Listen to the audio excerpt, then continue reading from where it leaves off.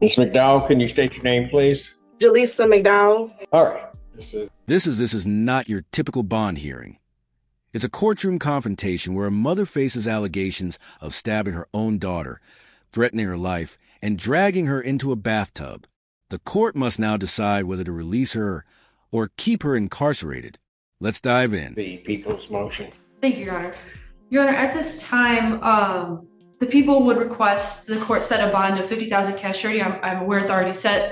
In this case, the people originally requested a $100,000 cash surety bond, and the magistrate granted a personal recognizance bond at the arraignment. This case stems from a 911 call from the victim's friend after she received a text from the victim saying that her mother had stabbed her and that she was scared to call 911 because the defendant had been threatening to kill her if she heard sirens. When officers arrived, they spoke with the victim, who informed them that she and her mother had gotten into an argument. And from that argument, the defendant grabbed a butter knife and stabbed a wall in the house and then stabbed the victim's hand. After stabbing the victim's hand, the defendant then forced her into the bathroom and yelled at her to take off her clothes and get in the tub. The victim refused, and this caused the defendant to then grab her around her throat, shove her into a wall, which caused her head to hit the wall. Did you catch that? A butter knife to hand followed by a forceful strip down and choking. That's not just domestic violence. It's psychological warfare. And the daughter was too terrified to even call 911. The prosecution's painting a picture of a woman far beyond control. The victim informed officers that she was extremely afraid of her mother and fears that her mother will kill her. And the people have extreme concerns given this case and the fact that the victim had to go to the hospital for that stab wound that required stitches. We have extreme concerns for the victim's safety as well as the community's.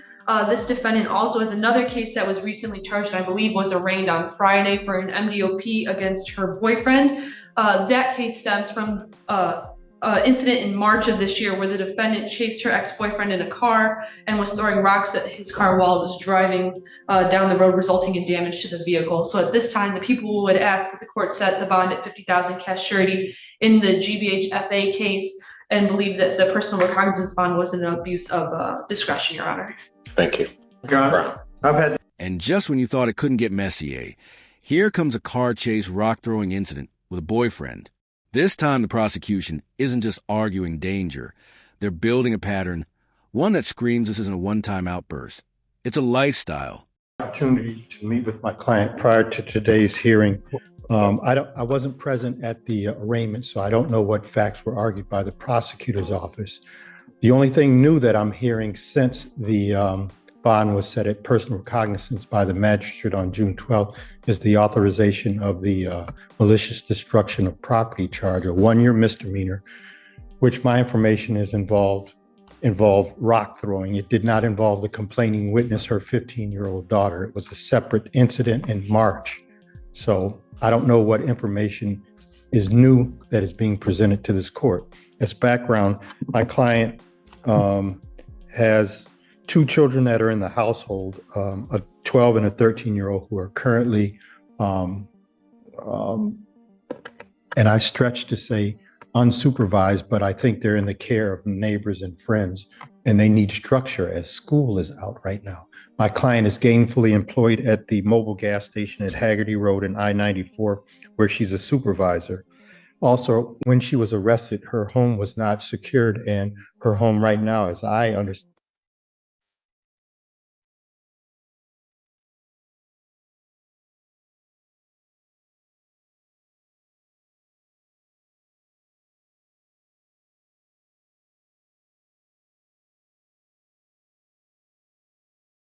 it is unlocked, and people are helping themselves to the contents of her home.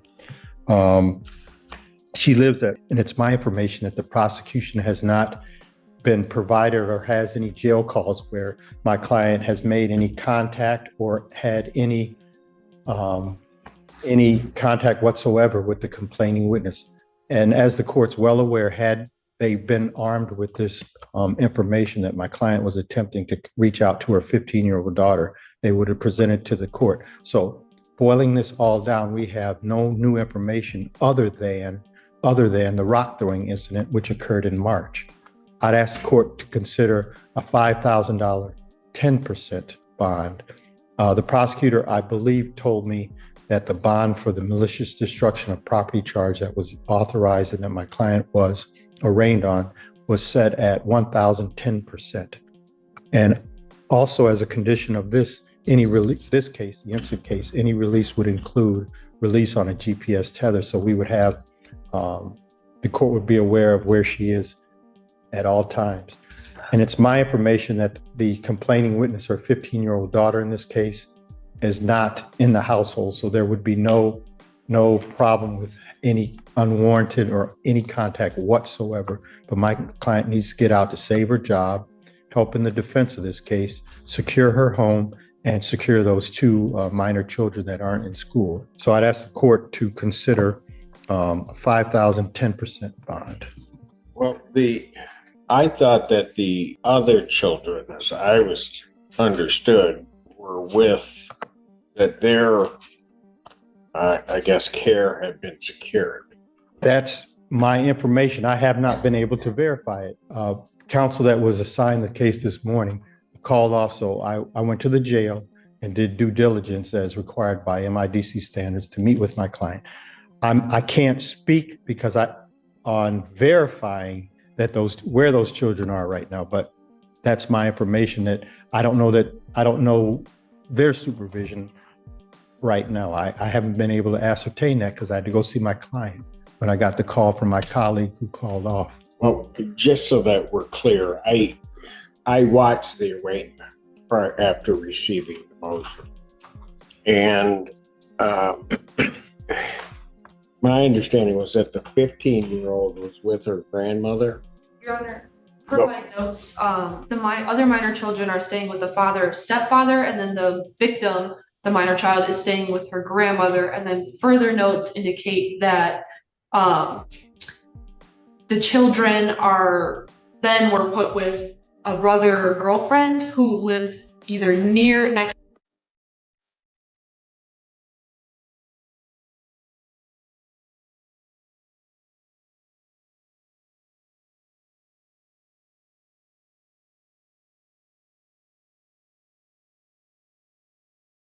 or close to defendant's residence. So I'm not exactly sure at this time where they're staying. I know they talked with CPS, who is working on getting the grandma to be the caretaker at this time. Okay, that was one of my questions, whether or not CPS was involved. But And that's another concern of my client, not to cut you off, Your Honor, but with the tenuous supervision, as stated by prosecutor as well, there is a plan in place, but I don't know, kids being kids, I don't know how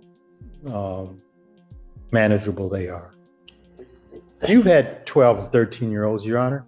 You can't even get them to go to turn off the TV sometimes or come in when the street lights are off. You know what I'm I don't talking know how about. your kids act. Oh, That was not my children. oh, okay. All right. So, but Ms. Zenda, these new individuals, I'll call them, that these children are staying with, does that include, at least based upon what you have, that the victim or the 15-year-old is there? I believe so.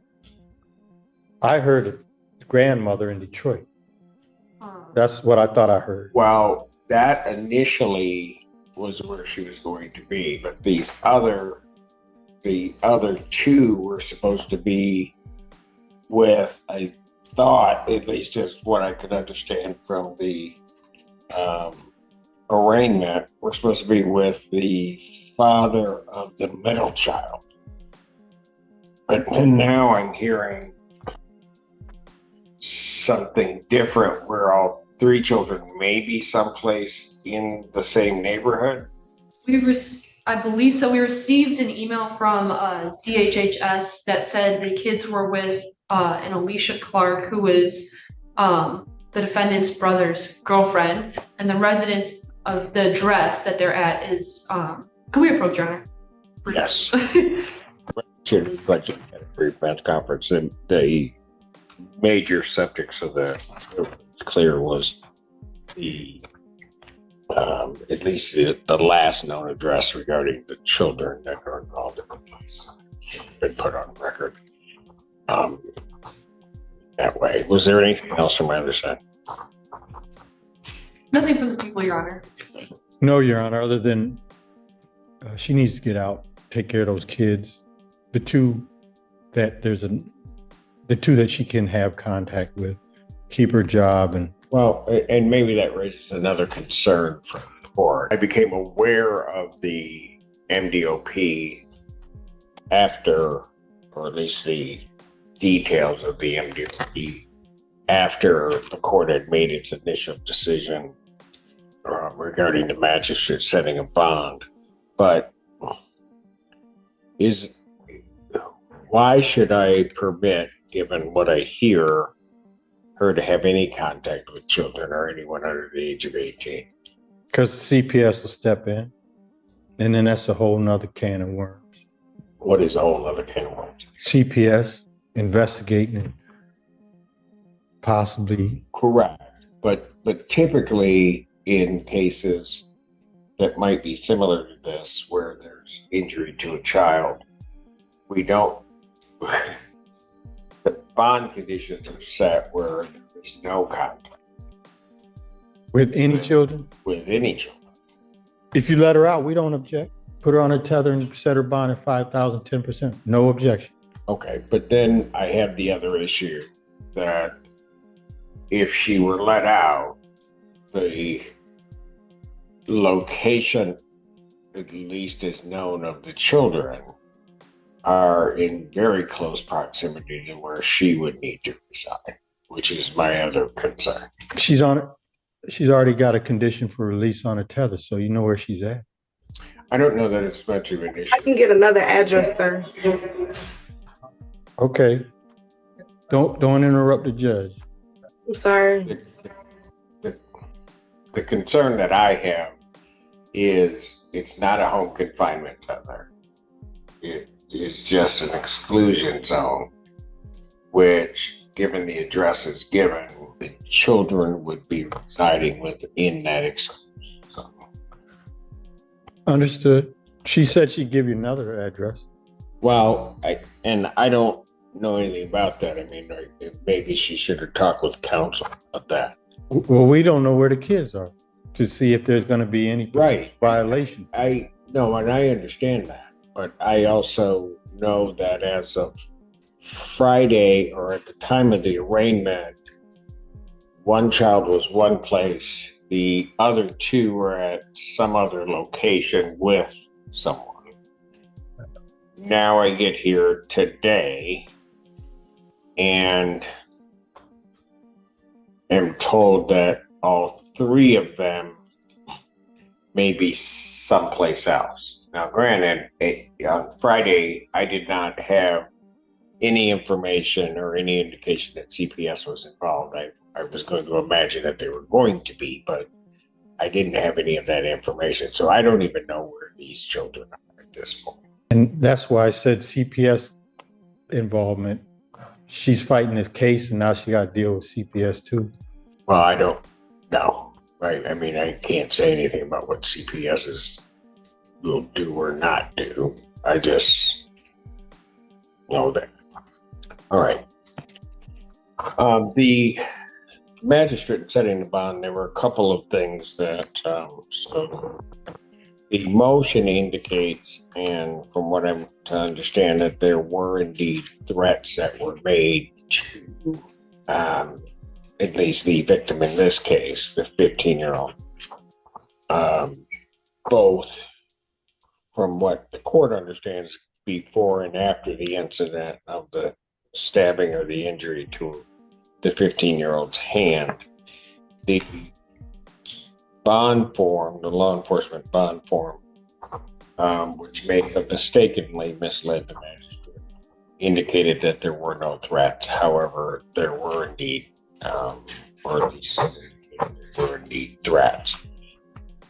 The other concern that I have is that there is a weapon that is used against a minor, not just in a threatening or assaultive fashion, but in a fashion which then indeed led to the injury and